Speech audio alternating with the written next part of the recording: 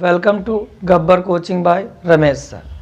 जैसा कि मैंने अभी एक वीडियो इसके पहले डाला था कंपाउंड सेंटेंस पर, तो आज हम उसी कंपाउंड सेंटेंस के अगले पार्ट को बनाने जा रहा हूं। तो उस पार्ट में आप देखेंगे कि जैसे पहले पार्ट में मैंने कंपाउंड सेंटेंस का कंजक्शन पढ़ाया था, कम्युलेटिव कंजक्शन, आज हम उसी का दूसरा कंजक्शन पढ़ने जा रहे हैं जिसको हम नाम लेते हैं illative conjunction. Illative conjunction friends means होता है परिणाम सूचक वाक्य। तो जैसा कि मैंने पहले वीडियो में बताया था कि जब पेपर में कंपाउंड सेंटेंस आता है तो हम ही उसमें सेंटेंस पढ़कर हमें खुद पता लगाना पड़ता है कि इसमें कौन सा कंजक्शन लगेगा।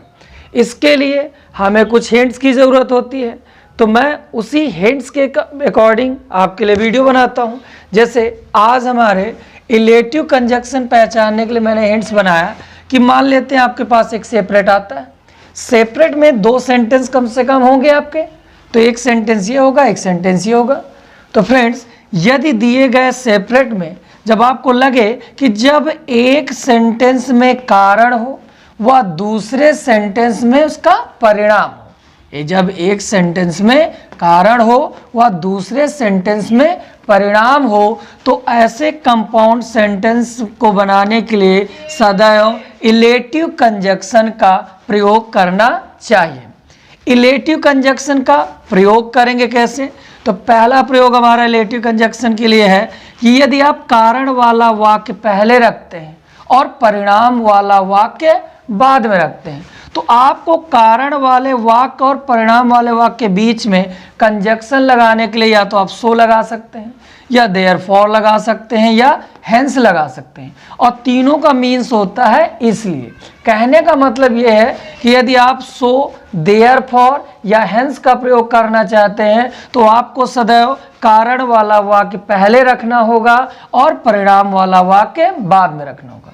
यदि आप इसी को दूसरे तरीके से बनाना चाहें तो एक तरीका और है आपके पास कि आप परिणाम वाला वाक्य पहले रख दें और कारण वाला वाक्य बाद में। यदि आप परिणाम वाला वाक्य पहले रखते हैं तो आपको कारण और परिणाम के बीच में जो कंजक्शन लगेगा वो फॉर होगा, और यह फॉर का मीन्स होगा क्योंकि। अब आप चाहे कारण वाला वाक्य पहले रखकर सो देयरफॉर हेंस से जोड़ लीजिए, चाहे आप परिणाम वाला वाक्य पहले रखकर उसे फॉर से जोड़ लीजिए, ये आपकी चॉइस पर निर्भर करता है। जैसे हमारे पास एक सेपरेट लिखा हुआ है, ही वॉज गिल्टी, वह अपराधी था, ही वॉज पनिश्ड, उसे दंडित किया गया, और ऐसे आपको कंपाउंड बनाना है। तो जैसा कि मैंने कहा कि अगर अभी हमने कम्युलेटिव पढ़ लिया, आज इलेटिव कंजक्शन पढ़ने जा रहे हैं, तो मीन्स हमको इसमें पहले देखना तो पड़ेगा कि इसमें कम्युलेटिव कंजक्शन का प्रयोग होगा कि इलेटिव कंजक्शन। तो फ्रेंड्स जैसा कि अभी मैंने बताया कि जब एक सेंटेंस में कारण हो और दूसरे सेंटेंस में उसका परिणाम निकल रहा हो तभी हमको इलेटिव कंजक्शन का प्रयोग करना चाहिए। तो फ्रेंड्स जैसा कि हमने बताया अभी कि वह अपराधी था और उसे दंडित किया गया, तो इसका मतलब कि वह अपराधी था, ये एक वाक्य आपका अर्थ निकला, वह उसे दंडित किया गया। तो दंडित करना आपका क्या है? परिणाम, रिजल्ट है, और अपराधी होना उसका क्या है? कारण, आपका रीजन है। तो जैसा कि हमने कहा कि अगर आप इसे सो, देयरफॉर, हेंस से जोड़ना चाहते हैं तो सबसे पहले फ्रेंड्स कौन सा वाक्य रखना हमको? कारण वाला वाक्य। तो हम सबसे पहले लिखेंगे ही वॉज गिल्टी, ये लिख दिया आपने। अब आप तीन कंजक्शन सो, देयरफॉर, हेंस में आपको जो भी एक कंजक्शन लगाना है लगा लीजिए। आप मतलब सो लगा सकते हैं, या तो आप देयरफॉर लगा सकते हैं, या तो आप यहाँ पर हेंस का प्रयोग कर सकते हैं। फिर आपको क्या रखना है? परिणाम वाला वाक्य। तो परिणाम वाला वाक्य क्या है आपके पास कि उसे दंडित किया गया, तो ही वाज पनिश्ड, ये आपका बन गया ही वाज पनिश्ड। इसका अर्थ क्या निकला? वह अपराधी था इसलिए उसे दंडित किया गया। जैसा कि मैंने कहा कि यदि आप सो, देयरफॉर, हेंस से नहीं बनाना चाहते, फॉर से बनाना चाहते हैं तो बन जाएगा फ्रेंड्स। लेकिन अब इसमें क्या कहता है कि पहले परिणाम वाला वाक्य रखना है, बाद में कारण वाला वाक्य रखना। तो आपका परिणाम वाला वाक्य कौन सा friends? Right, he was punished फिर आप यहाँ क्या लगाएंगे कंजक्शन फॉर, और इसके बाद आप कौन सा सेंटेंस लाएंगे कारण वाला, तो कारण वाला हो गया आपका ही वाज गिल्टी। तो फ्रेंड्स ये बन गया। अब इसका अर्थ क्या निकलता है, इसका अर्थ निकलेगा आपका कि उसे दंडित किया गया क्योंकि वह अपराधी था। इसी क्रम में दूसरा वाक्य फिर से आप देखें, ही टुक ब्राइब, उसने घूस ली, या उसने मतलब घूस होता है ना, घूस लेना। और ही वॉज डिसमिड, मतलब उसे निकाल दिया गया। कोई जॉब कर रहा हो, उसने घूस लिया होगा, उसे निकाल दिया गया। तो आप देखेंगे कि फिर से इसमें देखना है कि अगर एक में कारण निकलता है और दूसरे में परिणाम निकल आए तो हम जान जाएंगे कि इसमें रिलेटिव कंजक्शन का प्रयोग किया जाएगा।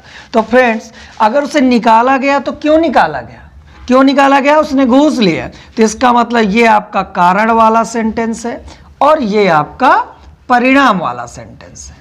तो जब आपने ऐसे फिर देख लिया तो आपके पास फिर चॉइस दो थे बनाने के लिए। अगर आप पहले कारण वाला वाक्य रखेंगे तो आप सो लगाएंगे या देयरफॉर या हेंस, और बाद में आप रखेंगे परिणाम वाला वाक्य। तो आप इसको ऐसे बनाना चाहेंगे तो ये बनेगा ही टुक ब्राइब, और फ्रेंड्स क्या लगा सकते हैं इसमें, फिर से वही आपका सो लगा सकते हैं, देयरफॉर लगा सकते हैं, हेंस लगा सकते हैं। फिर परिणाम वाला वाक्य ही वाज डिसमिस्ड। फ्रेंड्स इसका अर्थ क्या निकला, उसने घूस ली इसलिए उसे निकाल दिया गया। इसी क्रम को हमने कहा था कि जब आप इसे दूसरे क्रम से बनाना चाहें तो अगर फॉर लगाना है तो आपको सबसे पहले क्या लाना है, परिणाम वाला वाक्य। तो परिणाम वाला वाक्य आपका निकला था फ्रेंड्स, हाँ, ही वाज डिसमिस्ड, उसे निकाल दिया गया। अब इसके बाद क्या लगाएंगे, फॉर।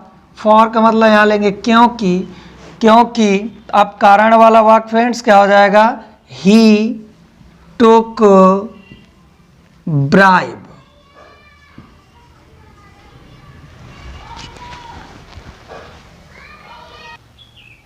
इसी क्रम में अगला सेंटेंस है हमारे पास, I can not help you, मैं तुम्हारी सहायता नहीं कर सकता हूं। आई हैव नो मनी, मेरे पास धन नहीं है। तो फ्रेंड्स अगर हम इसमें देखें तो भाई सहायता क्यों नहीं कर सकता हूं, तो आपका कारण क्या निकल के आ गया फ्रेंड्स, कि मेरे पास धन नहीं है। तो ये आपका वाक्य अगर कारण है तो इस कारण का परिणाम क्या निकल रहा है, कि धन ना होने का परिणाम है कि मैं आपकी सहायता नहीं कर सकता हूं। हो गया आपका कारण परिणाम। जैसे ही कंपाउंड में कारण परिणाम आया, दिमाग में आया कि यार रिलेटिव कंजक्शन हमको इसमें जोड़ना चाहिए। तो रिलेटिव कंजक्शन जोड़ने के हमने दो तरीके बताए।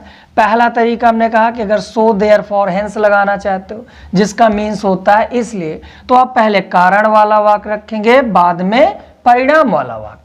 अगर आप इसमें फॉर लगाना चाहते हैं, जिसका मीन्स होता है क्योंकि, तो आप पहले परिणाम वाला वाक्य रखेंगे, बाद में कारण वाला वाक्य। तो जैसे पहले क्रम से अगर हम बनाएं तो पहले हमको कारण वाला वाक्य चाहिए, तो आई हैव नो मनी, आपने लगा दिया।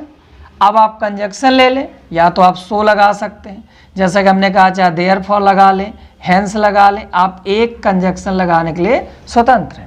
फिर उसके बाद हमें क्या चाहिए, परिणाम वाला वाक्य। परिणाम वाला वाक्य क्या है कि आई can not help you, means इसका हो गया कि मेरे पास धन नहीं है इसलिए मैं तुम्हारी सहायता नहीं कर सकता हूं। इसी को अगर हम फॉर से बनाना चाहें फ्रेंड्स, तो फॉर के लिए हमने कहा कि सबसे पहले आपको परिणाम वाला वाक्य रखना है। तो परिणाम वाला वाक्य है आपका, यही है आपका परिणाम वाला वाक्य, आई कैन नॉट हेल्प यू।